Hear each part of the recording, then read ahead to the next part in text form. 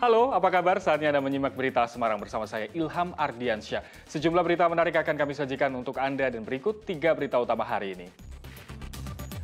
Tempat penimbunan solar digerebek di wilayah Rembang. Polisi menyita 4 ton liter solar bersubsidi. Harga tepung terigu naik 70% sebagai dampak perang Rusia-Ukraina. Para perajin kerupuk Rambak di Boyolali mulai kelimpungan sehingga terpaksa menaikkan harga jual kerupuk. Festival Runta berbahan bekas sampah, cara para siswa di Cilacap mengelola sampah menjadi barang seni dan bernilai ekonomi tinggi.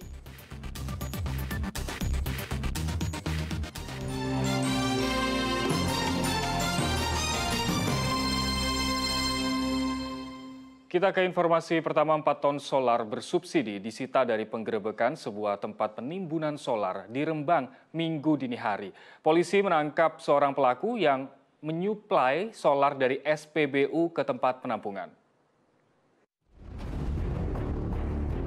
Kepolisian Resort Rembang menggerebek rumah SR di Desa Balongan, Kecamatan Keragan, Minggu dini hari.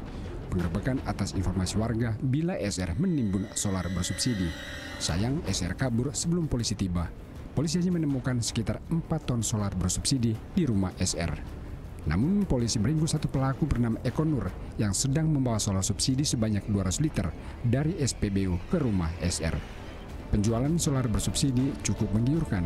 Tiap liter solar yang dijual ke pengepul, Eko mengaku mendapat keuntungan Rp650 per liter.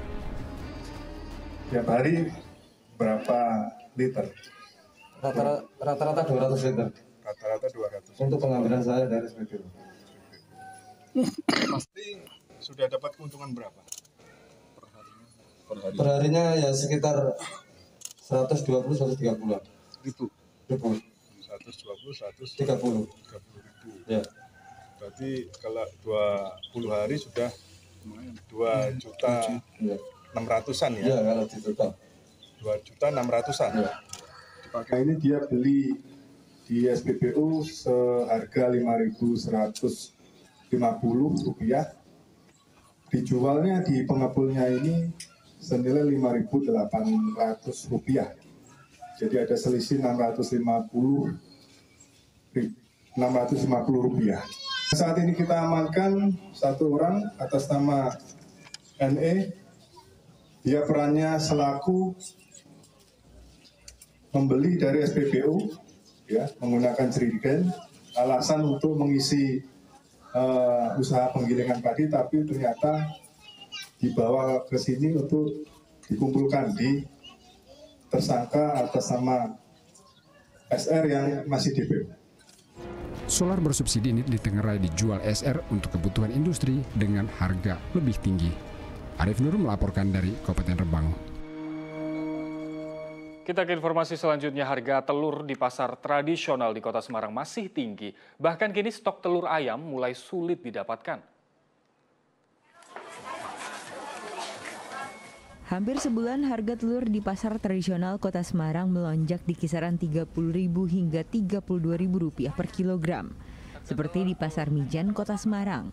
Para pedagang menjual telur dengan harga Rp31.000 per kilogram, padahal sebelumnya hanya Rp25.000 per kilogram.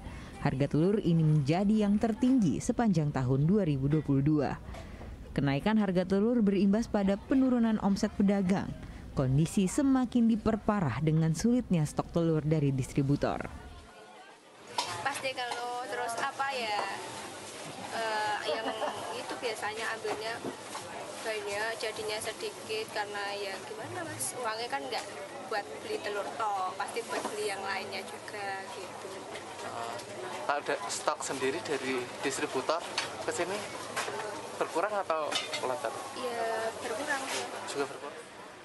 Pembeli pun mengeluhkan harga telur yang terus melonjak. Bagi saya sebagai warga kecil ya merasa keberatan sih mas kalau harga segitu. Mungkin ingin gimana ya, berusaha untuk segera turunin ya maksudnya ya gimana ya, standar gitulah, jangan terlalu melambung gitu. Kalau Masyarakat berharap pemerintah segera menekan harga telur di kisaran Rp20 hingga Rp21.000 per kilogram. Ali Muftagirin melaporkan dari Kota Semarang. Sementara itu menanggapi kenaikan harga telur, Presiden Joko Widodo memastikan harga telur akan kembali normal dalam 2 pekan ke depan. Hal itu disampaikan Presiden dalam kunjungannya di Pasar Cicahem, Bandung, Jawa Barat pada hari Minggu kemarin. Ya, ini kan pertama karena memang pakan ternak yang naik. Yang kedua ini fluktuasi biasa. Nanti ini ke 2 minggu ini akan, insya Allah akan turun. Katanya gara-gara BNPT, Pak. Gimana? Gara-gara BPNT, Pak. Ya, ada juga demand permintaan yang dibagikan kepada masyarakat kan juga sama saja. Muternya juga di masyarakat. Ya. Kenaikan juga terjadi pada tepung terigu. Para pedagang kerupuk di Boyolali mulai kelimpungan karena harga tepung terigu meroket menjadi Rp229.000 per karung dari harga normal. Para perajin kerupuk terpaksa menaikkan harga kerupuk untuk menutup biaya produksi. Para pelaku UMKM kerupuk rambak di Desa Randusari, Kecamatan Teras, Boyolali begitu terpukul dengan kenaikan harga tepung terigu di tingkat distributor. Kenaikan kali ini sangat drastis mencapai 70%. Biasanya 1 karung tepung terigu berisi 25 kg dibeli seharga Rp140.000, namun kini mencapai Rp229.000 per karung. Kenaikan tepung kali ini sangat cepat. Diduga kenaikan terjadi akibat naiknya harga gandum impor sebagai dampak langsung perang Ukraina-Rusia yang masih berkecamuk. Perajin kerupuk pun kelimpungan, namun mereka tidak hilang akal. Menaikkan harga kerupuk dari Rp11.000 menjadi Rp13.000 per kilogram menjadi cara agar tetap bertahan. Para perajin kian terpuruk karena harga garam sebagai salah satu komponen pemberi rasa asin pada kerupuk juga naik dari Rp6.000 menjadi Rp9.000 per kilogram. Belum lagi harga minyak goreng yang belum sepenuhnya stabil. 151, nanti 154, nanti naik sampai sekarang di harga sekitar 225 sampai 229 untuk merek yang kita pakai loh. Itu jadi sekarang kenaikannya kira-kira berapa persen dari normalnya itu?